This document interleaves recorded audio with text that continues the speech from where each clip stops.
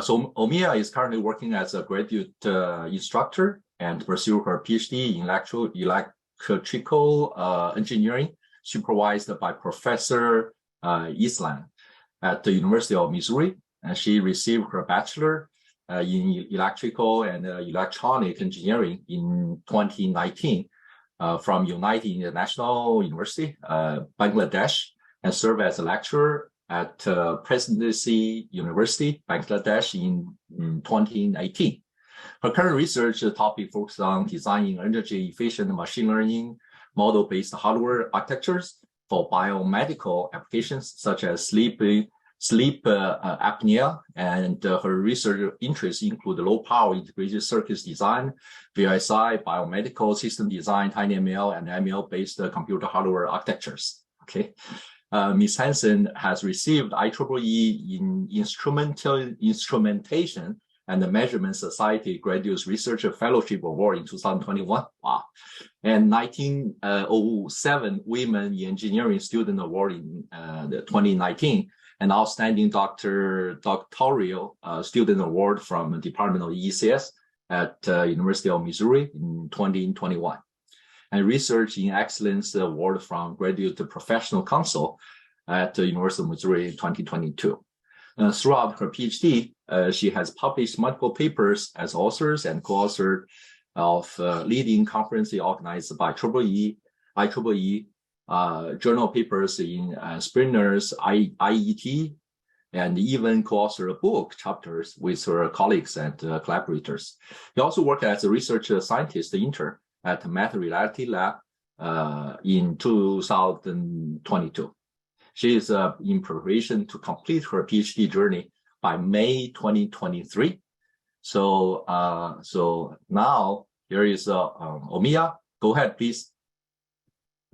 Thank you, everyone, and thank you, tinyML Asia, for giving me the opportunity to present my PhD work on power-efficient neural network-based hardware architectures for biomedical applications. And today I'm going to talk about the development of sleep apnea screening device. So before I talk about and dive into my presentation, I would like to give a brief overview of the outline. First of all, I'll talk about the motivation, what motivated me to choose this specific topic, the proposed system design, the design method we developed and leveraged in creating a successful system. And then since we're using machine learning models, what type of biomedical data we are using, how we processed it, and then what type of model we selected and optimized it. And then the fun part, which is hardware implementation. So we did two types of hardware implementation. First one is on reconfigurable hardware, and the second one is on silicon. And lastly, just briefly overview the work in progress.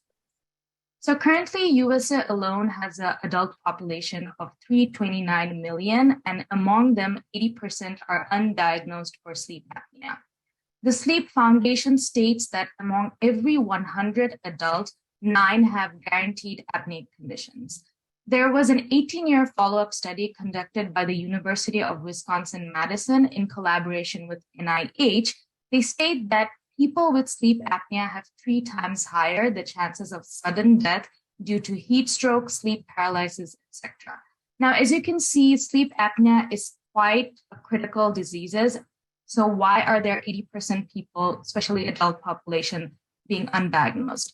One of the reasons is that the treatment is quite expensive. So the traditional way of detecting or diagnosing sleep apnea is the polysomnography method, and the machinery is quite expensive. And even a country like USA does not have adequate testing facilities. And because of the machinery being expensive, the resources are quite limited as well. So we did a short market analysis, and we saw that the hospitals are still using polysomnography method, which is in short called the PSG method. It is a gold standard method. It is wearable, but again, it is expensive, but it is highly accurate because it has been used over a decade. And it does require sleep labs, which as a result becomes quite expensive. Even if you do have health insurance and Medicare, each people needs to at least spend $1,000 just to do a one-night sleep study. And it does require multiple level of experts. There are some commercial devices such as smartwatches, and there are actually some watches that specifically track your sleep and sleep apnea.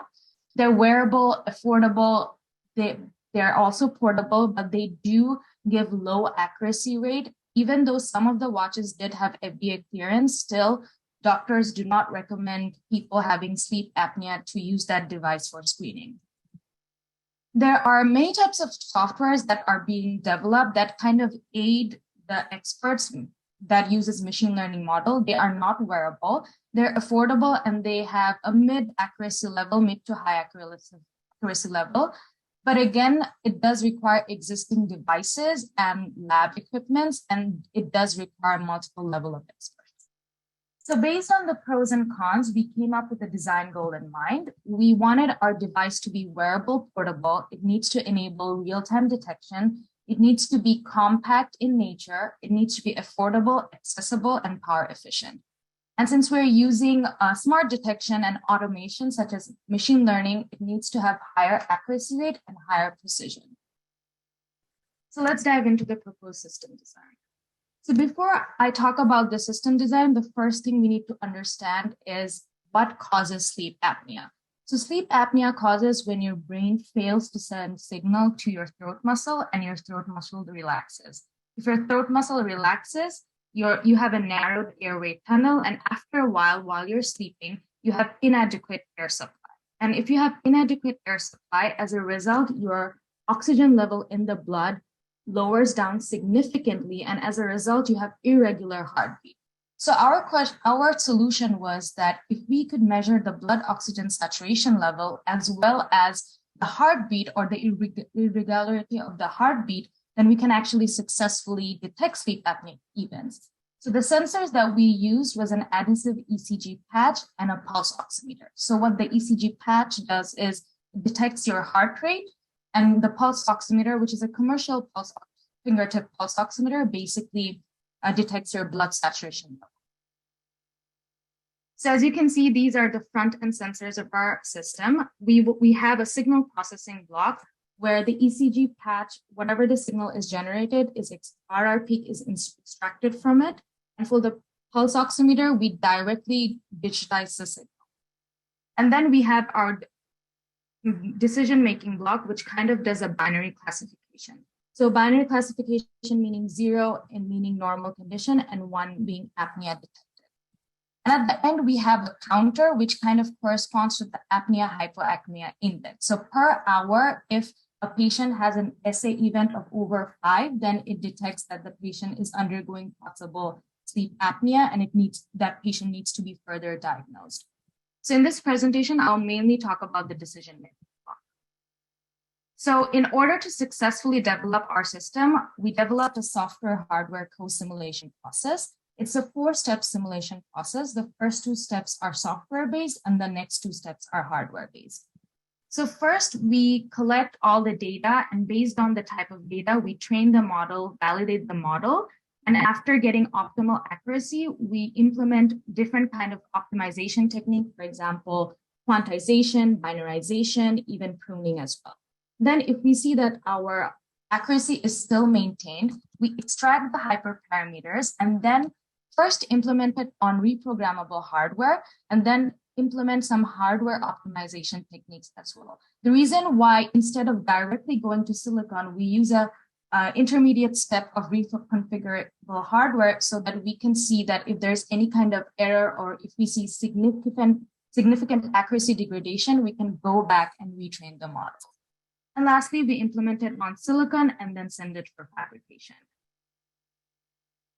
So I'll briefly talk about the signal processing and the data collection. So we've actually collected open source biomedical data from Philipps University and St. Vincent Hospital. So all of the data are actually PSG data, and the type of sensor data we were collected were from ECG patches and SpO2. The subjects were 21 male, 4 female, and 8 were identified, and the annotation was 0 and 1. So in collaboration with our health informatics department from the University of Missouri, we kind of developed a signal processing technique where we collect each of the data, digital sample it, and for ECG, we extract the RR peak interval. And as you know that the sleep apnea and the PSG data is for around 8 to 10 hours. So we actually segmented in a 30-second segmentation. And after 30 seconds, we kind of annotated the data. And lastly, we did a lot of artifact removal because biomedical data in general has a lot of noise and has a lot of artifacts. So we had to clean the whole data. Secondly, based on the biomedical data, we chose a very simple feed-forward convolutional neural network. The reason is that since our data was limited and the type of data that we worked with, if we kind of worked with more like models like RNN or LSTM, it will be an overkill because even when we used FCNN, we actually got really good results. So as you can see, it's a 3 hidden layer model. In the hidden layer, we used ReLUA's activation function. In the output, we used sigmoid. For loss function, we did mean square error. And for optimizing it, we used Adam optimizer. Since our data set was limited, we actually leveraged k-fold cross-validation technique where 90% of the training set were used for training and the 10% for validation. And we trained it over 100 people. As you can see from the evaluation matrix, the sensitivity is around the accuracy is over 80%. But if you see the sensitivity, it's around 99%. This is because we actually had some class imbalance in the data set. That's why the model was actually only seeing true positives instead of true negatives. So that's why we actually leveraged some class balance techniques such as SMOT, TOMIC, ENN, and a combination of it. And you can see from the table that SMOT, and ENN actually provided a more balanced accuracy and evaluation metric. So now that we go to the hardware optimization. So we developed a hardware optimization model called SABIN, Shift Accumulate Based Binarized Neural Network. So we got inspired by Joshua Bengio's binarized neural network, where he actually stated that instead of just using the floating point values of the model's hyperparameters, such as biases and its weights, if you can just binarize it between 0, 1, or +1, -1, you will have significant memory reduction and the accuracy will not significantly degrade. So based on that notion, we created our model, which is called the SABIN. So we binarized the hyperparameters, but we only binarized the hyperparameters. In his research, he also binarized the input value because they were actually using image data set. So it's very easy to use binarized images, which is the histogram of the image. But when we're working with biomedical data set, if we constrained the signal from 0 to 1, then we'll lose a lot of data. So instead, we quantize the input and just binarize the hyperparameter. We constrain the weights in +1, -1. And for the activation function, we used shifter-based activation function. And for the multiplication, we actually used NAND-based XNOR gate instead of just using the original XNOR gate, because there's always this precision degradation whenever we see -1, -1, a bit into 1 bit. So that's why NAND-based XNOR gate gave a more higher precision rate. So if you look at the image here, the upper one is a very classical synapse neuron unit node, and then lower image is a binarized synapse neuron. So whenever we have -1 as our weight, we flip the bits, and when we have +1 as our weight, we basically feed forward.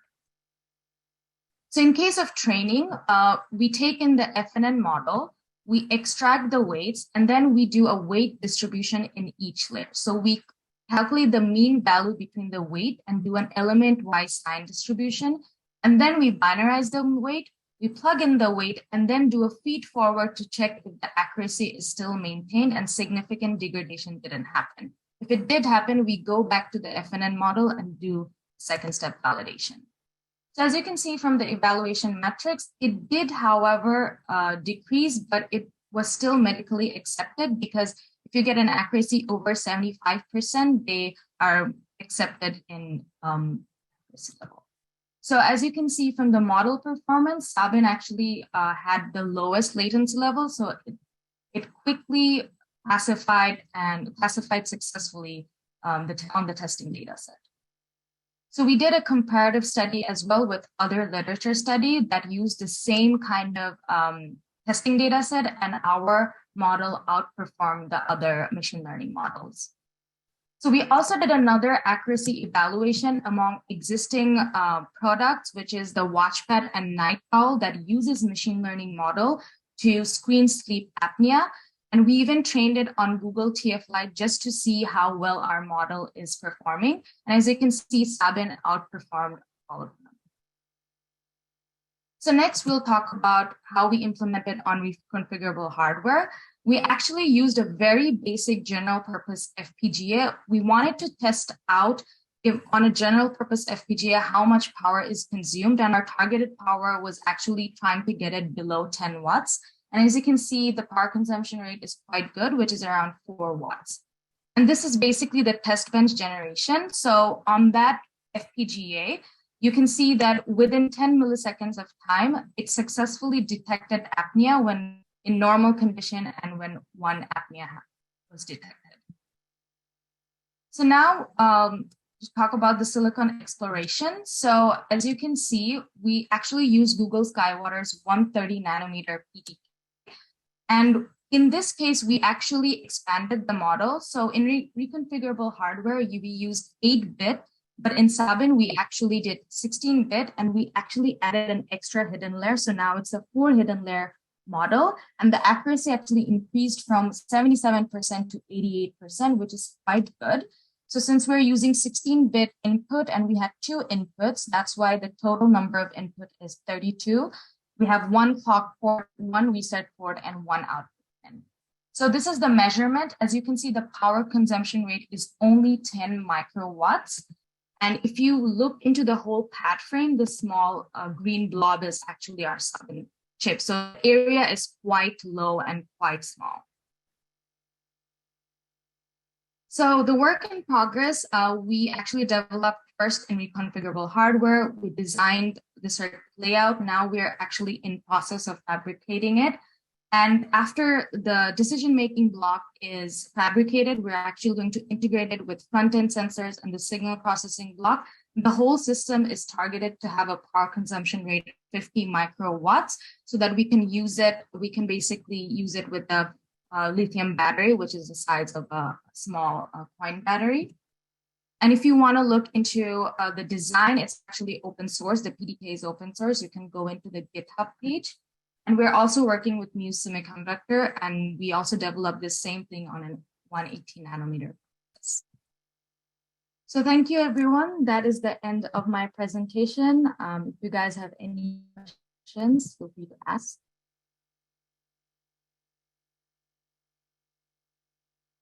So I guess, Jan, you're muted.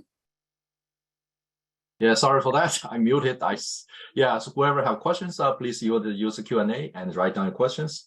Meanwhile, to be honest, Omiya, so I'm the guy, I'm the patient who can use your technology.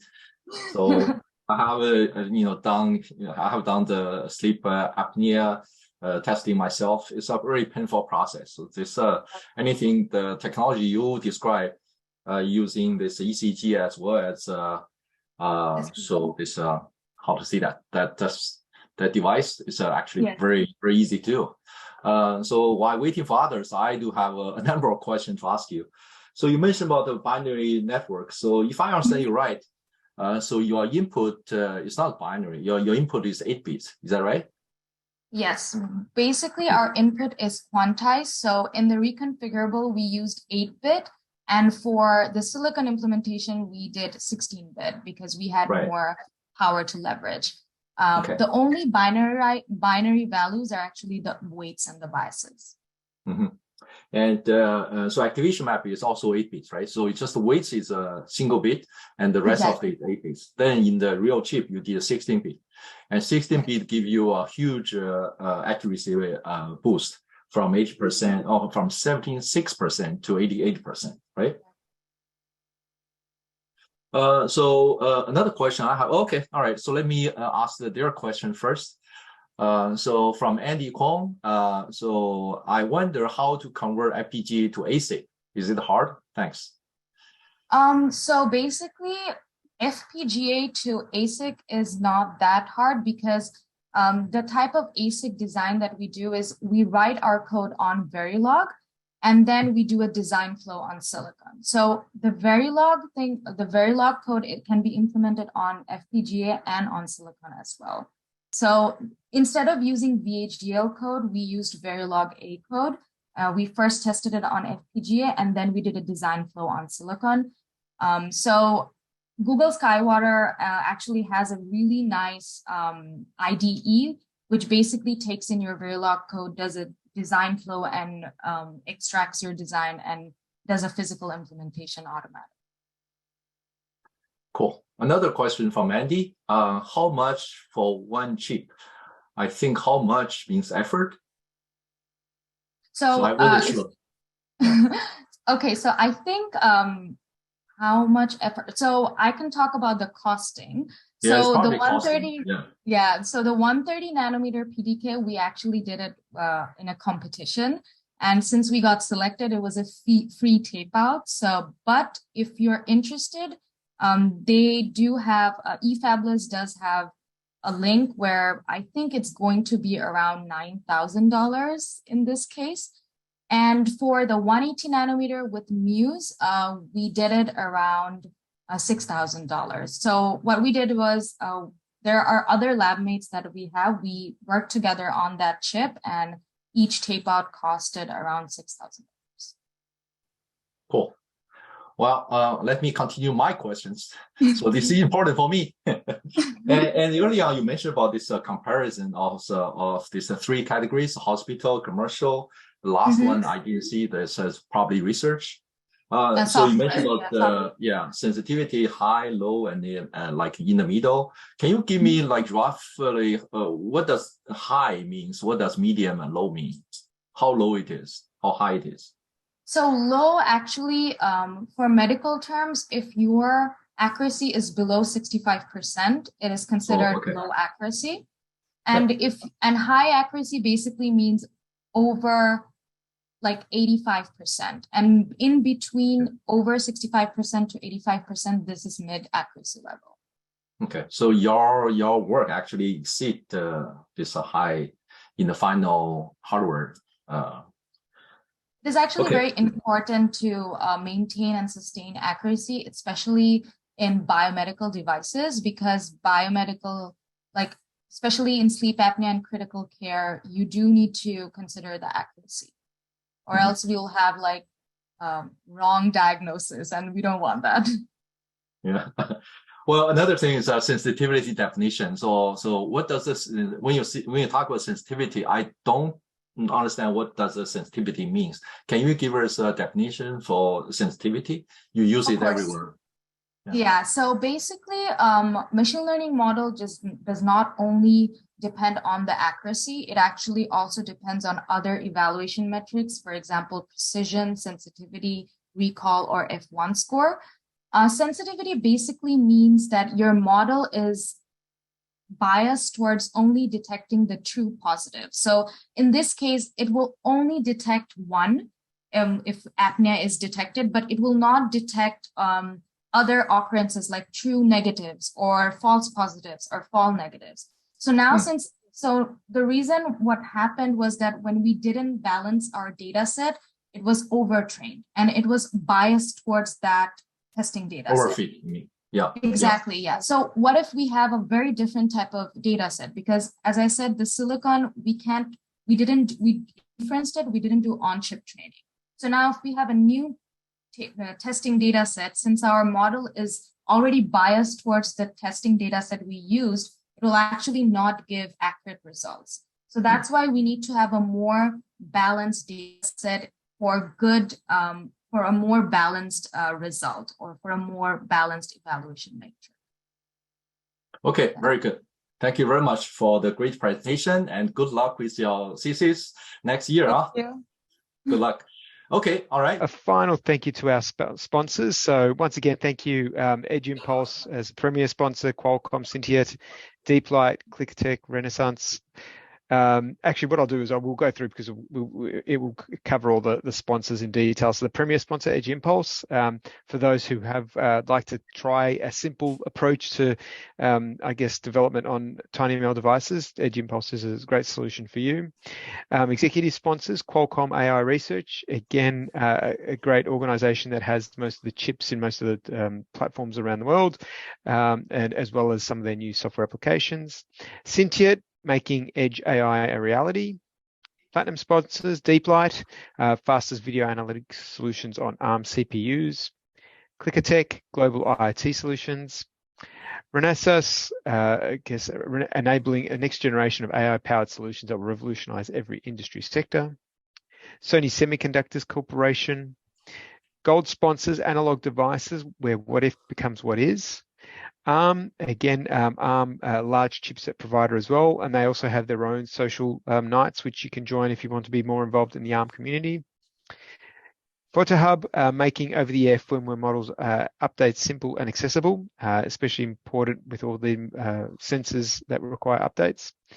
Microsoft, providing, I guess, edge computing and the capabilities to integrate into edge or IoT or tinyML solutions into the Azure platform. NXP, again, a great hardware provider which integrates with the tinyML solutions. SenseML, an analytics toolkit suite for I guess, tinyML. STM Microelectronics, which provides extensive solutions to make machine learning easy. Engineering Exceptional Synaptics, engineering exceptional experiences. And silver sponsors, AIZip, Aeon Devices, EMSA, Greenwaves, Gravity, IBM, Imagimob, Itermis, Nota AI, OctoML, Prophecy, Quexo, Rexon, SAP, Silicon Labs, Stream Analyze, TDK. I guess before I finish off though, if people are interested in sponsoring, please reach out to the team. We're always happy to have more sponsors because it's with this sponsorship we can run such events. I just want to say a big thank you once again to the whole team, and thank you once again to the people who presented. Your content is key to making these communities grow. We're hoping next year we can have this in person. Don't forget, as we mentioned earlier, next year we'll be having the summit in San Fran. But thank you for all your help, and hopefully see you at the next tinyML session. Thank you, everyone.